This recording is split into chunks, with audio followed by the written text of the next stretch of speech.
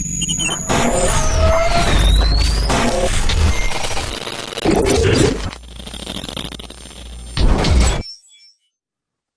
to the Airborne Podcast. I'm your host, Ajit. There's no big boy Bravs today, but we got Thanos back on the podcast.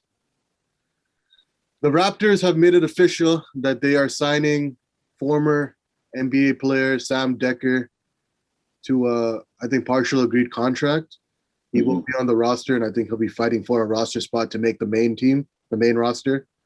Sam Dekker has been a journeyman a little bit in the NBA before heading overseas. He's played overseas for the past couple seasons, including in Russia and Turkey. Before that, when he was in the NBA, he was the 18th pick in the 2015 draft, which included guys like Stanley Johnson, who went ahead of him, and guys like Devin Booker, who went 13th in that draft. But yeah, Sam Dekker, I mean, he had a pretty good college career in the University of Wisconsin. I think they made it to the finals in that 2015 NCAA tournament with like Frank Kaminsky and stuff like that. I thought Sam Dekker had a lot of hype going to being in college, because when that draft was happening, he was projected to go pretty high in the first round. He was projected to be a really good sharpshooter. I don't know what happened to him, but I mean, he was a few picks out of the lottery. Yeah. But the man has been in the league for a few years. I think probably like 4 years he's probably in the league before. Yeah, I think he's been on like at least like 5-6 teams, I think. I know what I saw. Yeah, the Houston Rockets drafted him when he went 18th in the 2015 draft. Yeah. And then I think he was included in that trade for Chris Paul when he came to Houston. Oh, okay. I think he went over to the Clippers, and then he had a little stint in Washington and Cleveland, I believe. He's the same age as Pascal and Fred VanVleet. He's a 94 dude. 26 turning 27. Kind of resurrected his career overseas. I believe he was not that great of a three-point shooter when he first entered the league at 29%. But I think Masai is giving him a shot because his three-point shooting has gotten better overseas. I believe he's shooting like 45% from what I remember. And he's also one of those forwards that are big and lanky. He's 6'8", 6'9". Definitely fits our mold of what we're trying to, collect in terms of talent with like long wingspans. But this guy's actually a pretty decent shooter. Now, I'm not just saying that because he's white, but he's actually been, doing it up overseas from what I've seen. I mean, what do you think about this official signing? When I found out about the signing, the first thing that popped in my head was that thing that happened in Madison Square Garden. I think that's the first thing that popped up in everyone's head. Yeah. I was just like, I didn't understand why we signed him, but then now looking at his stats, I understand like he's improved a lot more in his 3-point shooting, and I feel like that's why, included as well as his wingspan and stuff. I feel like he fits our team pretty well. Although he needs to perform to get his minutes. Yeah. I don't know. I gotta wait and see how it goes. I'm not too sure on it because like even when we signed Henry Ellenson to a 10-day contract, he was supposed to be a 3-point shooter, like a shooter for us as well. But he didn't turn out to be a rotational piece for our team. So I don't know. We'll see how this. I don't know where this is gonna go with Sam Dekker, but I hope it does work out because we need shooters on our team too, right? This like for Sam Dekker, I mean Henry Ellison, like he got a few opportunities here and there.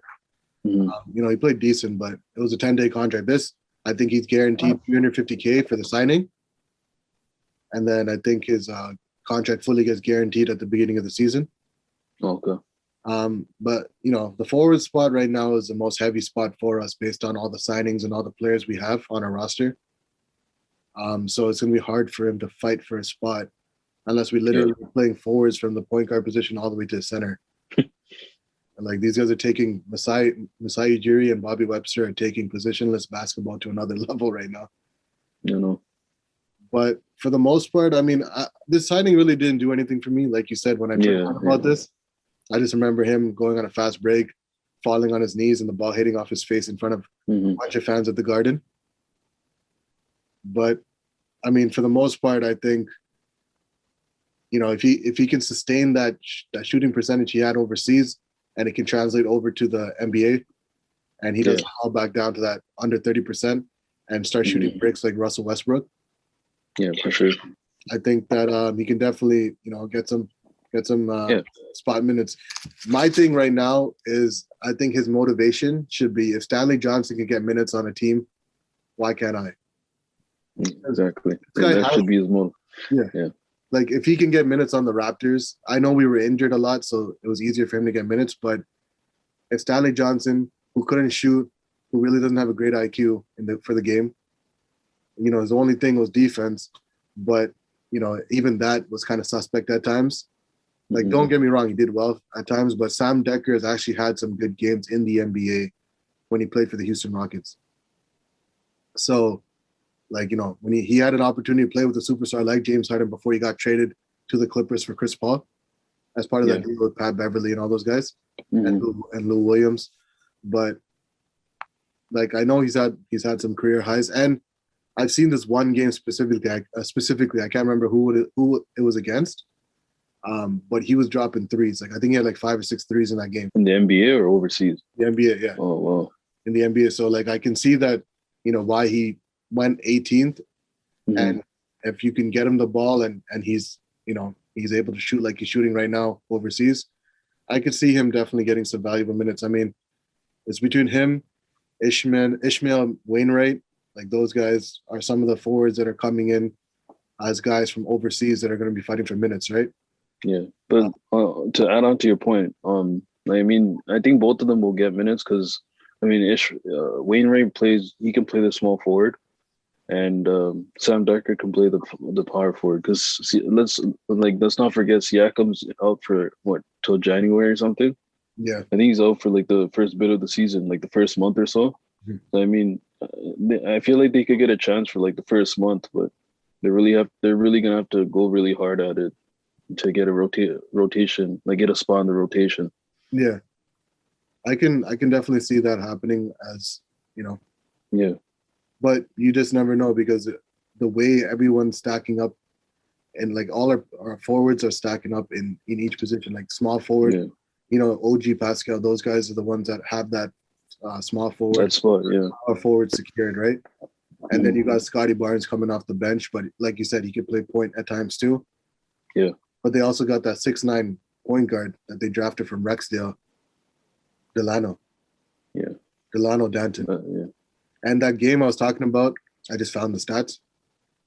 Yeah. There's been 2 career highs that Sam Dekker set in the NBA. The first one was on December 14, 2016. He set a career high for 19 points in a blowout win, 132-98 over the Sacramento Kings. And then January 21st, 2017, he had his first career start, and he set a new career high with 30 points in a 119-95 win over the Memphis Grizzlies. Oh, wow. So, he had his moments. The thing is, when he first came into the league, when he got drafted, I think he had back problem or something, back issue. So at that time when he came in, he had a little setback, and I think he had a few games that he got to play in preseason and stuff like that. But I think he missed the summer league when he got drafted. And then I think he got to play a few games before he needed to go get back surgery. And that's what set him back. And then he was in the G League stint with Houston for a little bit. I think he played for the Vipers for a little bit. But, injuries really do mess up people's careers. Like, look at Chandler Parsons. Like, man was shooting like 10 threes in one game. And then he was a second-round pick. And yeah, I know. He was a second round. He's also on the Houston Rockets too, right? Yeah, and then injuries derailed his career, and then he got a big contract from I think Memphis. Yeah, he didn't even play. The funny thing is, he didn't even play at all. Like he was just sitting on the bench making money. He played. He got a big contract from Memphis, and that took him away from Houston. He was basically like running around Texas. He was with Houston, then Memphis, then he got traded to Dallas, and the man made like $94 million playing absolutely nothing. He's just chilling right now. He played a few games, I think. Did he get traded? Yeah, no. He did play a few games. Did he get traded to the Hawks? To the Hawks? I feel like he played some games like last year. No, I don't think he was on the Hawks. I don't think so. It seemed like I don't know. I felt like I saw him in the Hawks. But You know, I don't care for the signing, but I wish him nothing but the best. If he's able to rack up some minutes with with some of the guys being out like Pascal for a few months, if he's able to carve a role, and if he's able to channel that inner, you know, if you can have that flashback moment to one of those days, Stanley Johnson, for God's sakes, had 30 points in a game last year. Yeah. Right? I mean, it looks like Ishmael Wainwright and Sam Dekker are probably going to be like the third string guards. Definitely. They're going to be fighting for minutes. Yeah, definitely. And Jalen Harris, you know, isn't going to be with us with the anti-drug violation. Like he fucked up. He had a really he had a really good ending to the season last year, dropping 30 against Dallas in his hometown city, in his hometown. But you know, it is what it is. But I hope that if he makes his return and he does get a roster spot on the Raptors, he's able to make people forget about that Hall of Fame Shaq in the full moment, because that was one of those moments that, you know, that no one was ever going to forget. It was in New York too, right? Like it's like that. That's like his equivalent to, like, remember Otto Porter was standing and in the corner, and like the guy ran around and he was still standing there. Like those type of moments, Shaq will never like leave alone. So we'll see what it is. Any final thoughts about Sam Dekker? I wish him, like what you said, I wish him all the best. I mean, his threes are the one thing that kind of intrigued me. So I'm hoping that he ends up doing well at the 3-point line. Just jacks up threes, makes it, and doesn't break it like Westbrook. If he doesn't do that, then I don't see him a part of our team. As soon as this signing happened, I went straight to the comment section to see what everyone was saying. Yeah, I know. Everyone just posted the thing, the video of him messing up. Even when people were posting that the Raptors signed him, I think they used that as a clip. You know, he's married to a thing, right? Kevin Harlan's daughter. Kevin Harlan? You know, the commentator? For the NBA? Yeah, for the NBA, yeah. Oh, shit, no way. Yeah, she's a reporter, too. Oh, really? For the NBA? She was, I think so. Like she appeared in some of the games. I don't know. I think it was for the Hawks mainly. That's another thing that I saw in the comment section. They said that she was a good-looking girl. Mm-hmm. And they're like, yo, I think the Raptors are signing her so that she can sit in courtside so people can see it. But one of the other things I saw that I was going to mention was everyone that, talked about the signing, Raptor fans are like, oh, my God, we're going back to the Linus Kleza days where they're like, the dark days of Raptors basketball. Mm-hmm. They're like, the signing is like the epitome. It's like the nail in the coffin, like we're trying to tank again. But, I'm going to trust Masai because he hasn't been wrong. He's been right more times than wrong. Yeah. So we'll see how this goes. And, I'm excited for the season, and we'll see what all these new players can do. Obviously, like Ishmael Wainwright, Sam Dekker, they're not the sexiest signings, but if they can do if they can do what they're supposed to do, then that's all that matters. The Raptors haven't really been the crazy team that everyone wants to jump to. It's always New York or Los Angeles, so can't really do much unless it's like a trade, right? Yeah. Okay. Any final thoughts? I'm good. Let's go Raptors. But that's gonna do it for this video. If you enjoyed the video, make sure you hit the like button. If you haven't subscribed to the channel, make sure you subscribe to it. What are y'all waiting for? Stop slacking, bro. And we'll be back if any more Raptor news comes in, any more signings, hopefully, fingers crossed, better than these ones.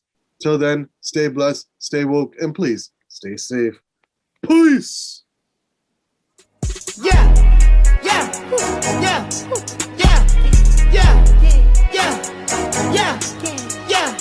The price I want for sure you gon' need.